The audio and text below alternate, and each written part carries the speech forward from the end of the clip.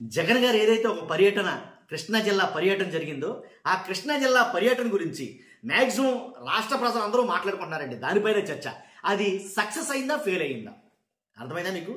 కృష్ణా జిల్లాలో బాధిత రైతులను పరామర్శించడానికి జగన్ గారు చేసిన పర్యటన సక్సెస్ ఆ ఫెయిలా అనే దాని మీద ఎక్కువ చర్చ జరుగుతుంది. మీరేమంటారు? అసలు జగన్ గారి పర్యటన సక్సెస్ అయిందా ఫెయిల్ అయిందా మీరు ఏంటనేది మీ అభిప్రాయం కామెంట్ రూపంలో తెలియజేయండి. ఫస్ట్ అయితే లైక్ చేయండి చెప్తాను. లైక్ చేసి అసలు విషయాలు ఏంటని నేను చెప్తాను. లైక్ చేయండి. లైక్ చేస్తే నాకు మోటివేషన్ ఉంటుంది, ఎక్కువ మందికి ఇన్ఫర్మేషన్ షేర్ అవుతుంది. కొత్తగా మీరు ఎవరైనా మన ఛానల్ ఇస్తే పక్కాగా సబ్స్క్రైబ్ చేయండి. మీ అమూల్యమైన అభిప్రాయాన్ని కామెంట్ రూపంలో తెలియజేయండి. కృష్ణా జిల్లా జగన్ గారి పర్యటన ఎందుకు రానంటే కనుక ఏదైతే మోంతా తుఫాన్ వచ్చిందో ఆ తుఫాన్లో భాగంగా మ్యాక్సిమం రైతులందరూ కకావికలం అయిపోయారండి. నిజంగా చాలా బాధాకరమైన విషయం. ఎందుకంటే కొంతమంది రైతులు మాట్లాడారు జగన్ గారితో, కాబట్టి మేము నిండా మునిగిపోయామని చెప్తున్నారు. వాళ్ళు ఎప్పుడు చూసినా అదేంటో తెలియదు కానీ ఈ పాడుకాలం రైతుల మీదే తన ప్రభావం చూపుతుందండి. కరెక్ట్గా అంతా బాగుంది, కరెక్ట్గా పాలు పోసుకుంటున్నాయి కంకులు, ఈసారి విరగపండుతుంది వరి అని అనుకున్న టైంలో లేదు, పసుపు అంతా బాగుంది, లేదా పొగాకు చాలా బాగుంది, ఇలా ప్రతి రైతు పత్తి చాలా విరగబడి వస్తుంది ఈసారి పంట అని అనుకున్న టైంలో ప్రకృతి ఎందుకో విలయతాండవం చేస్తుందండి. అర్థం కాదు. ఎప్పుడును మీకు విషయం చెప్పాలా నేను ఖచ్చితంగా ఇక్కడ, ఎందుకంటే ఒక రైతు బిడ్డను కాబట్టి నేను ఆ విషయం మీకు చెప్పే తెరాల. ఎందుకంటే మా నాన్నగారు రైతు. అలాంటప్పుడు ఏదైతే ఆరుగాల కాలం పండించిన పంట ఏదైతే కరెక్ట్గా మంచి అంటే ఎన్ను మీద ఉన్నదో ధాన్యం తయారైపోయి పంట నికార్సుగా మంచి బంగారపు రంగులో ఉందనగా ఏంటి అప్పుడు మొదలైందండి మా నాన్నగారికి టెన్షన్. నిజంగాను అంటే రేపో ఎల్లుండో కోసేస్తామరా మనం పంట అంతా అని అనుకునే టైంకి డైలీ పడుకునేటప్పుడు బయటకు వచ్చేవాడు, అలా ఆకాశంలో చూసేవాడు. ఇది నేను స్వయంగా నేను చూశాను. నేను చూసిన నా అనుభవంతో చెప్తున్నాను. ఇలా ఆకాశంలో చూసేవాడు. ఆకాశంలో చూసి అప్పుడు వచ్చి పడుకునేవాడు. మరలా ఒక గంట లేదు పోయిన తర్వాత మరలా వెళ్ళి చూసేవాడు. అస్మాన్ ఇలా చూస్తాను వీడు ఆకాశం వంక. ఎందుకంటే కొంచెం ఈదురు గాలి వేసిన, కొంచెం మబ్బు పట్టిన ఎందుకు చూసేవాడు అని అనుకుని నాకు అప్పుడు తెలియలా. తర్వాత నా వయసు పెరిగిన తర్వాత నాకు అర్థమైంది. ఎందుకునంటే కనుక రైతు మా నాన్న ఒక్కడే కాదు, ఏ రైతు అయినా కానీ అంటే ఆ పంట పండించిన తర్వాత చేతికి వచ్చేదాకా ఒకటే గుబులు. ఎందుకంటే ఎక్కడ ఎటు నుంచి ఏ తుఫాను వచ్చి పంటను పట్టుకెళ్ళిపోద్దో, ఏ అకాల వర్షం వచ్చి కొమ్మరించేసి రైతును నాశనం చేసేస్తుందో అనే భయంతో రైతు ఆ పంట చేతికొచ్చేదాకా ఆకాశం వంకే చూస్తాడండి. నిజంగా అసలు దాన్ని వర్ణించడం వర్ణాతీతం అని అడిగితే కనుక మా నాన్న పడ్డ అంటే ఆ బాధ వెనక అసలు దాన్ని ఇంకా చెప్పలేం మనం అసలు. ఎందుకంటే 6 కాలం శ్రమించి కష్టం వచ్చి ఇంటి చెమటోడ్చి పండిస్తాడు ఆ పంటను రైతు. అలాంటి పంట ఒక్కసారి తొక్కుమని పోయేదాడికి నిజంగా ఆ బాధ వర్ణాతీతం.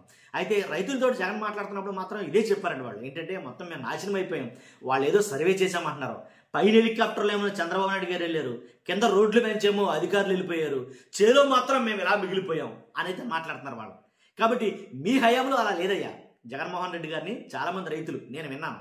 ఏంటి మీ హయాంలో అలా లేదు, అసలు ఇన్సూరెన్స్ మేము కట్టేవాళ్ళం కాదు, ఇన్సూరెన్స్ మీరు ఎప్పుడు కట్టేవారు మాకే తెలియదు, ప్రతి సంవత్సరం రెన్యువల్ చేసుకుంటూ ఇన్సూరెన్స్ కట్టుకుంటూ వెళ్ళిపోయేవారు.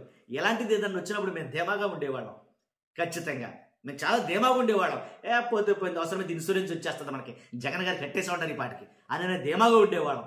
అలాంటిది ఇన్సూరెన్స్ కట్టలేదు, తర్వాత ఇన్పుట్ సబ్సిడీ లేదు. కాబట్టి అసలు ఎన్యూమరెంట్ అసలు ఎంతమందికి చేశారో ఏంటో తెలియదు.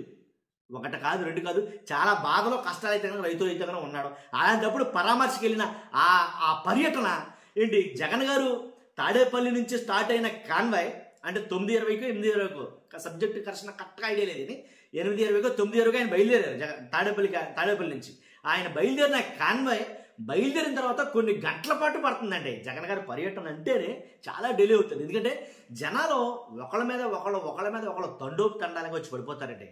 అదే విచిత్రం అర్థం కాదు. నిజంగా ఓడిపోయాడా లేకపోతే ఇంకా అధికారంలో ఉన్నాడా అనే డౌట్ నాకు చాలాసార్లు వస్తూ ఉంటుంది, చాలాసార్లు. కాబట్టి జనం అలా వచ్చి మేడపడిపోతుంటే కాన్వాయ్ ఎక్కడికి ముందుకు వెళ్తుంది నా మొహం, వెళ్ళాలనుకున్న టైం కూడా వెళ్ళలేకపోతున్నారు. మచిలీపట్నం వెళ్ళేదానికి నైట్ అయిపోయింది, మీరు అబ్జర్వ్ చేస్తారే లేదు. కాబట్టి ప్రతి సెంటర్లోనూ జనం గుమిగూడిపోయి భారీ ఎత్తున జనం మీద పడిపోతూ ఉంటేనే అసలు జనం జగన్ గారికి ఆ బ్రహ్మరథం పడతా ఉంటే కాన్వాయ్ ఆ రథం ఇంకేం ముందుకెళ్తుంది, వెళ్ళట్లా. కాబట్టి అందువల్ల జగన్ గారి సభ ఇది జగన్ గారి కాన్వాయ్ అలా ముందుకెళ్తా ఉంటే ఏంటి ఆ పర్యటన అంతా కూడా సక్సెస్ అయిందా ఫెయిల్ అయిందా అంటే కనుక ఏం చెప్తారండి? అసలు ఒక మాటలో సక్సెస్ అన్న మాట చెప్పలేం మనం, ఒక మాటలో సక్సెస్ అయిందని చెప్పలేం, దానికి చాలా వివరించాల్సి వస్తుంది నిజంగా. కాబట్టి అంత బాగా సక్సెస్ అయ్యింది అని అయితే చెప్పాలి. ఒక అనలిస్ట్గా నేను చెప్పొచ్చో చెప్పకూడదో తెలియదు, కానీ అంటే ఎలా చెప్తేనేమో ఏదో ఒక పార్టీని భుజాన్ని వేసుకున్నట్టు ఉంటుంది ఏమని అనిపిస్తుంది నాకు. కాకపోతే ఉన్నది లోపల ఏముందో అది బయట చెప్పడం అయితే మన ధర్మం అది. కాబట్టి దారి పొడవునా నేను చూసా, లైవ్ మొత్తం చూసా. ఏంటి చంటి పిల్లల్ని తీసుకొచ్చి తల్లిదండ్రులు జగన్ చేతికి అప్పగిస్తారు, మరి అదేం ఆనందం, అసలు ఆ అభిమానం ఏంటో నాకు అర్థం కాదు. ఒక హ్యాండిక్యాప్టెడ్ ఒక ఆయన దివ్యాంగుడు ఏంటి ఒక రిక్షా అనమాట, దాన్ని ఎలా గెంటుకుంటూ వచ్చేస్తున్నాడండి ఆయన. ఏంటి పెద్ద జెండా తగిలించుకున్నాడు.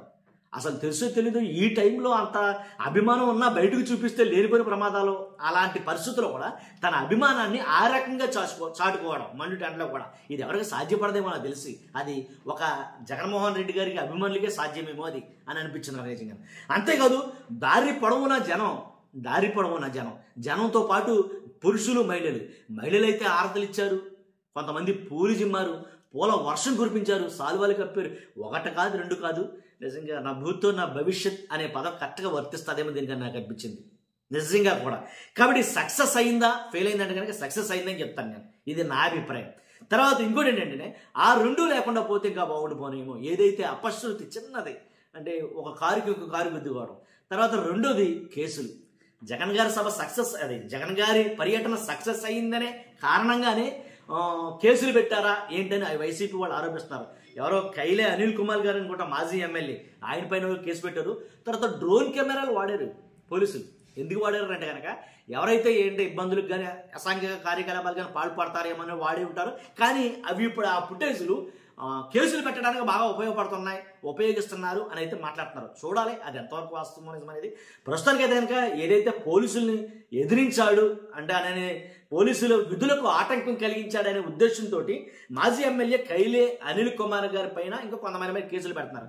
అదే కొంచెం ఇబ్బంది తప్ప మిగిలినంతా కూడా సూపర్ డూపర్ హిట్ అని చెప్పాలి. Thank you very much.